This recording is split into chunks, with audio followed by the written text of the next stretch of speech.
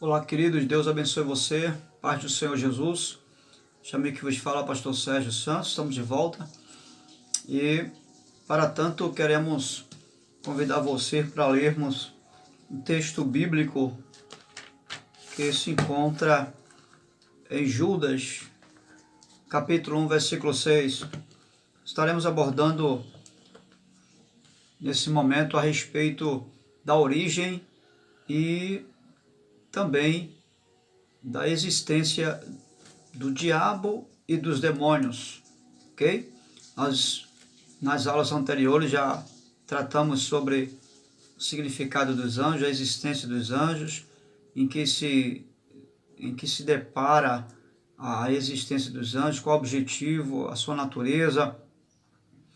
Vimos também sua personalidade, como eles...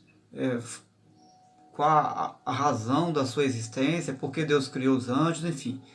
Nós trabalhamos todo esse contexto e agora vamos dar uma introdução a respeito da existência e a origem dos anjos caídos, né? Nesse caso, estaremos tratando sobre os anjos caídos.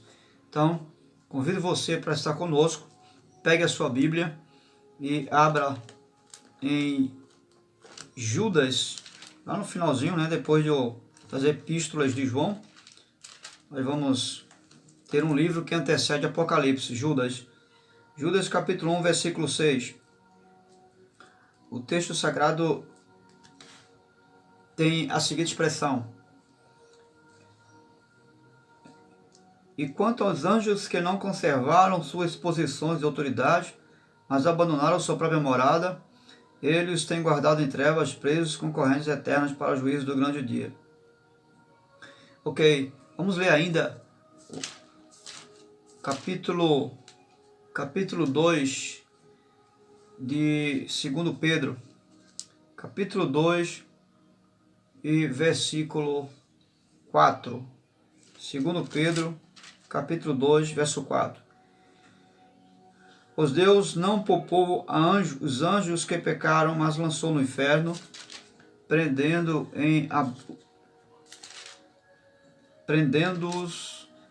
em abismos tenebrosos, a fim de serem reservados para o juízo.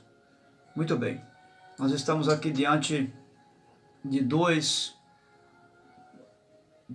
textos muito fortes a respeito da existência dos anjos, também da sentença apregoada por Deus a esses anjos. Deixe-me só dar uma luzinha aqui na câmera. Ok. Acender aqui a luz para dar uma visibilidade melhor para você e para mim também. Então, muito bem. Eu quero com você trazer uma introdução breve para que a gente possa ter uma compreensão à luz do Antigo Testamento a respeito da existência e da origem do diabo e, é claro, dos demônios, que são os seus adeptos. Só que antes disso é preciso entender que o que nos diz a Bíblia hebraica, ok? Vamos buscar à luz da Bíblia hebraica a compreensão a respeito da existência, e eu quero tomar como pressuposto essa fonte, né, que é a Bíblia Sagrada, a nossa fonte de pesquisa, a nossa fonte de estudo, né, objeto de estudo primária para ter essa compreensão. E não só a Bíblia, mas alguns livros dentro de um contexto histórico. Vamos ver alguns livros apócrifos, lembrando, dentro de um contexto histórico. Nem todos os livros apócrifos não são ou não têm o seu valor histórico, né? Eles não têm o seu valor no conceito de inspiração, mas no conceito histórico alguns, é claro, alguns têm o seu valor, e é muito importante buscarmos como apoio de um contexto histórico, repetindo a alusão desses livros. Exemplo, o livro de Macabeus, né? Macabeus, nós sabemos que tem muita heresia, mas existe existe uma boa porcentagem de um contexto histórico, exemplo das cruzadas dos judeus, quando defenderam, né? Embora houve uma matança muito grande de judeus nesse período, mas o livro segundo Macabeus, embora faz parte dos livros apócrifos, mas o contexto histórico é verdadeiro nesse sentido aí. Então, existem alguns contextos históricos desses livros que são preciosos para mim, para você, para termos uma compreensão em relação a alguns acontecimentos que envolvem o desenvolvimento de algumas situações, por exemplo, a exemplo desse tema, né? Que estamos abordando aqui nessa nossa aula. Então, muito bem. Nós vamos também, a priori, buscar o significado da palavra Satã no Antigo Testamento. Lembrando que vamos usar, dentro à luz da Bíblia hebraica, que nos traz um texto mais antigo, é um dos textos originais bem mais antigos, né? Para que possamos ter uma compreensão desse ser, né? Que nós sabemos, à luz do cristianismo, à luz de toda a Escritura, que é um anjo caído. Satanás é um anjo caído e consequentemente, seus adeptos, né? Que veio com ele, foram expulsos, sentenciados ao juízo de Deus. Porém, eu quero tomar como pressuposto o nome, né, Satã, e nós vamos usar como referência alguns livros do Antigo Testamento, é claro, à luz da Bíblia hebraica, ok? Do idioma hebraico. Nós vamos usar os profetas, né, alguns profetas, a exemplo de Daniel, a exemplo de Samuel, né? Segundo Samuel, né? Daniel. Nós vamos usar o profeta Amós, um dos profetas menores. Nós vamos pegar algumas referências também do Pentateuco, né? Então essas são as ferramentas que nós vamos usar para dar uma rápida introdução a respeito da existência e do desenvolvimento, né, desse ser chamado anjo caído, que tem lá na frente, é claro, vai receber o nome de Satanás, né? Muito bem. Mas nesse momento o hebraico, para nossa compreensão, o hebraico, a expressão Satã no hebraico significa adversário, ok? Adversário. Já a expressão Satã no aramaico significa o próprio nome Satanás, ok? Já no grego, a expressão diabo, quando os tradutores foram usar o termo grego, o idioma grego, melhor falando, traduzir o hebraico para o grego, eles usaram o termo diabo para, o termo diabo exatamente para diabolos, do grego diabo, diabolos, ok? E como é que eles fizeram isso? Qual a razão deles traduzir esse termo diabo para diabolos? Quando eles encontravam a expressão, por exemplo, maldizente, né, ou a expressão maldito, eles traduziram essa expressão do hebraico para o grego como diabolos, né? Diabolos. Daí vem a existir a expressão diabo. Foi nessa tradução, foi através dessa tradução do hebraico para o grego que, em relação a algumas palavras do tipo maldizento, maldito, né, malicioso, que eles traduziram esse termo do grego, do hebraico para o grego, como diabolos. Então a existência desse nome veio através dessa tradução do hebraico para o grego. Então, algo também que nós precisamos entender sobre o conceito do Antigo Testamento em relação a Satã é que pela primeira vez esse nome Satã, ele aparece em um dos livros do Pentateuco, ou seja, em Número, capítulo 22 e versículo 22. Capítulo 22 e versículo 22, nós vamos ter a seguinte narrativa. Mas acendeu-se a ira de Deus quando ele foi, o anjo do Senhor pôs-se no caminho para impedi-lo de prosseguir. Ok? Então, nós estamos observando aqui, pela primeira vez, essa expressão Satã, ela vai se revelar no contexto do idioma hebraico para Satã, que significa, na verdade, adversário, né? Que significa adversário. E aí quando o texto vai falar de anjo do Senhor, está que fala do burro falante, na verdade, vai falar que o anjo do Senhor se opõe como adversário, né, diante de Balaão, para que não levasse adiante a sua viagem, né? Essa passagem do burro falante faz parte daquelas traduções que nós conhecemos do Pentateuco. Você já estudou o Pentateuco, você vai ver que o Pentateuco traz consigo várias traduções, tá certo?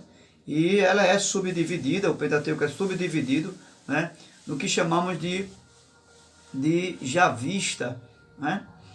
É considerado um conjunto de traduções, né, do período da história de Israel. E essas traduções é dividida, primeiro, no javista, segundo, eloísta, terceiro, a tradução sacerdotal e quarto, a tradução deuteronista. Então, é nessas 4 traduções que o Pentateuco ele é dividido no sentido de aplicação à sua tradução. Nós sabemos que o Deuteronômio, né, o Pentateuco, ele é uma releitura, né? E existe várias traduções a respeito disso. E no que diz respeito ao burro falante, a javista e outras traduções que se seguem ao decorrer do desenvolvimento do Pentateuco, vai trazer à luz exatamente de animais falantes, né? Nós temos exemplo o burro que falou e nós temos também exemplo da serpente que falou lá no Jardim do Éden, né? Então essa palavra Satã está no hebraico, lesato. Lesato é exatamente o que significa, é o mesmo significado para a palavra Satã no hebraico, que é adversário, certo? Adversário. Então é bom entender que esse anjo aqui não se chama Satã, ele apenas se opõe como adversário, certo? Então adversário aqui não significa, não está ligado à expressão Satanás, ou Satã, que tem o mesmo significado. Está ligado a um adversário, que é o anjo que se opõe a Balaão, para que ele não continue a sua viagem. Então na Bíblia hebraica, Satã aqui não é um nome próprio. Ela não vai designar um nome próprio, indica um adversário. Então, nesse sentido, adversário está muito ligado ou está se dirigindo a uma pessoa como adversário, ou a nações que pudessem vir como adversário, pudessem se opor como adversário, ok? E aí nós precisamos entender que nós estamos falando de um período de monarquia. Nesse período de monarquia que Israel estava vivendo dentro de um conceito religioso judaico, a expressão Satã é mencionado como um ser angelical que se opunha aos homens, né? Que se opunha aos homens. Então, é um conceito muito diferente daquele que nós temos hoje. Esse não é o conceito do cristianismo que nós temos hoje. Considerando considerando que a maldade podia, seja, melhor dizendo, considerando que a maldade seja a ausência do mal, né, no conceito de uma religião judaica, e considerando que a bênção seja a ausência da maldição. Então estamos falando aqui de um período que precede a ciência, de um período que precede um desenvolvimento apurado de uma teologia do século XXI. Né? Está muito distante, estamos falando de um povo que buscava entender as coisas sobrenaturais, buscava entender os acontecimentos da natureza, do dia a dia, como por exemplo a existência de um relâmpago. Estamos falando de um povo que buscava compreender de onde vinham os trovões, qual a razão de uma tempestade. Um povo que buscava entender tudo isso à luz de uma ciência empírica, à luz de melhor falando, de um conhecimento natural, né? E é claro que Israel naquela época, eles acreditavam em Deus, era um povo monoteísta, mas acreditavam também na existência dos demônios, acreditavam que existia forças contrárias, né? Já naquele período, né?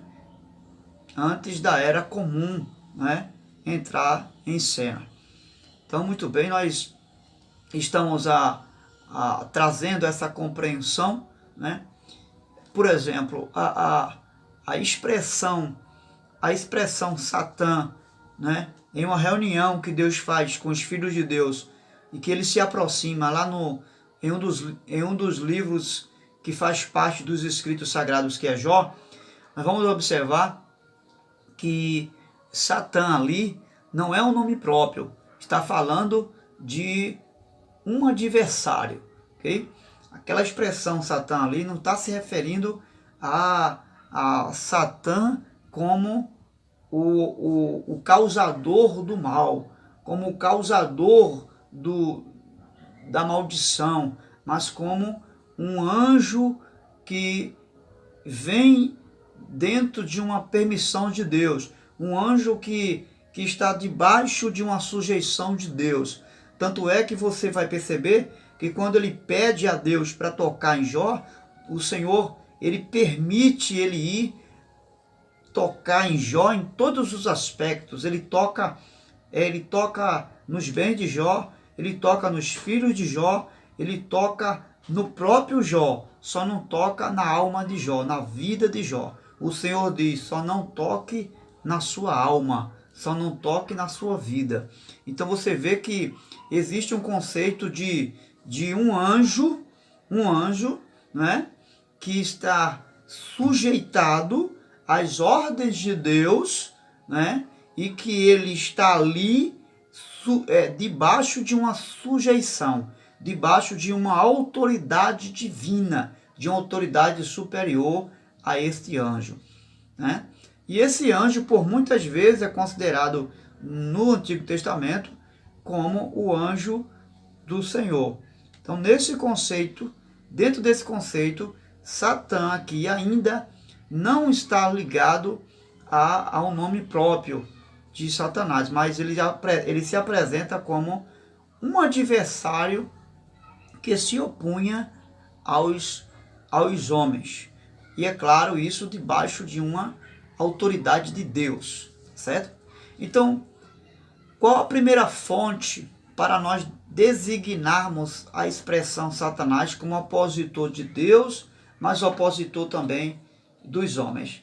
Então, é importante esclarecer aqui que a religião judaica, eles não tinham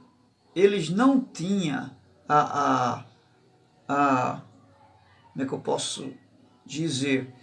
Eles não via a fonte do mal em outro ser e a fonte do bem em outro ser. Ou seja, não havia distinção da fonte do mal e da fonte do bem em relação à sua fonte. Deus era tanto a fonte do bem, como também a fonte do mal, tá certo? Isso nós podemos averiguar em Isaías 47, Isaías 47, 47, não, 45 e versículo, Isaías 45,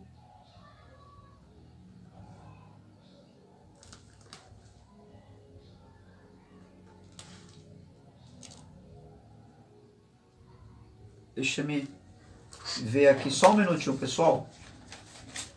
A gente vai só conferir essa passagem aqui, onde o Senhor vai trazer um esclarecimento melhor a respeito dessa passagem de Isaías.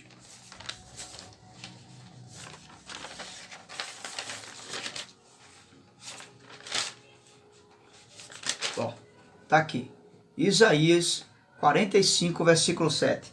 Encontramos aqui. Pode abrir sua Bíblia, Isaías 45, versículo 7. O Senhor vai dizer: eu formo a luz e crio as trevas, promovo a paz e causo a desgraça. Eu, o Senhor, faço todas as coisas. Então, veja que o conceito, a teologia da religião judaica, nesse sentido de onde procede a fonte do mal ou de onde procede a fonte do bem, está em uma única fonte, na pessoa de Deus.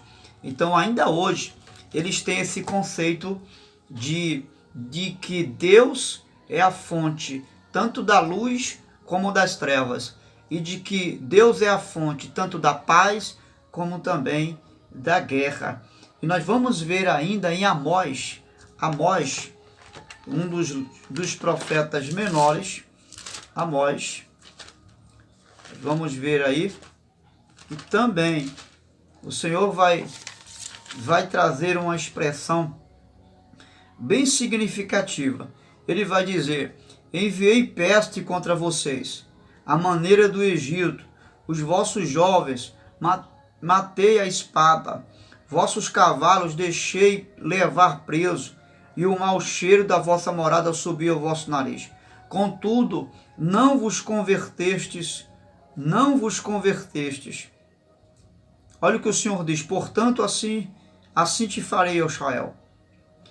Prepara-te para, ó Israel, se encontrares com o Senhor teu Deus, porque Ele é quem forma os montes, cria o vento, e é Ele e declara ao homem qual o seu pensamento. Faz da manhã trevas e pisos altos da terra. O Senhor dos exércitos é o seu nome. Então você vai observar que, segundo esse texto, o povo de Israel, eles tinham Deus como a fonte tanto do bem como do mal. Okay? Essa é a ideia do pensamento judaico em relação àquilo que vem de bom ou aquilo que vem de mal. Em relação à luz, em relação às trevas, em relação à bênção e à maldição. E é claro que esse pensamento não é o pensamento do cristianismo do nosso século hoje. Essa nossa teologia é totalmente diferente. Nós sabemos que Deus é um Deus bom, é um Deus de paz, é um Deus de graça, é um Deus de misericórdia, e que Ele é fonte apenas do bem. Né? Já o conceito do cristianismo, esse é o conceito teológico do cristianismo hoje, mas não era o conceito do Antigo Testamento, não no contexto da Bíblia hebraica, ok? Então, qual a primeira fonte?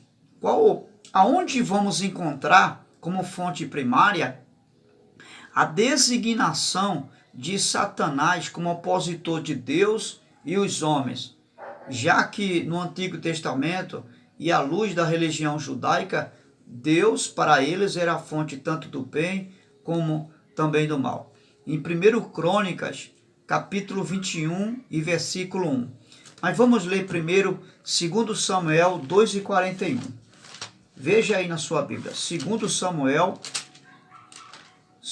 Samuel, capítulo 2, versículo 41. 2 Samuel, 24.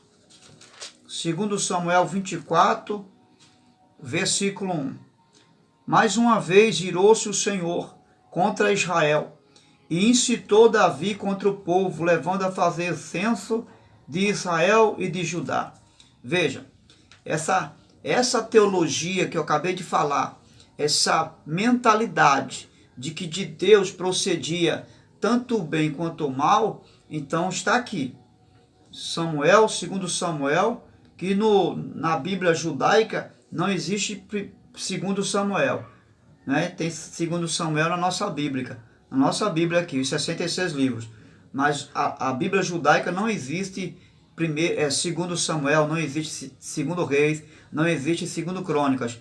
É simplesmente 1 Samuel. Ok?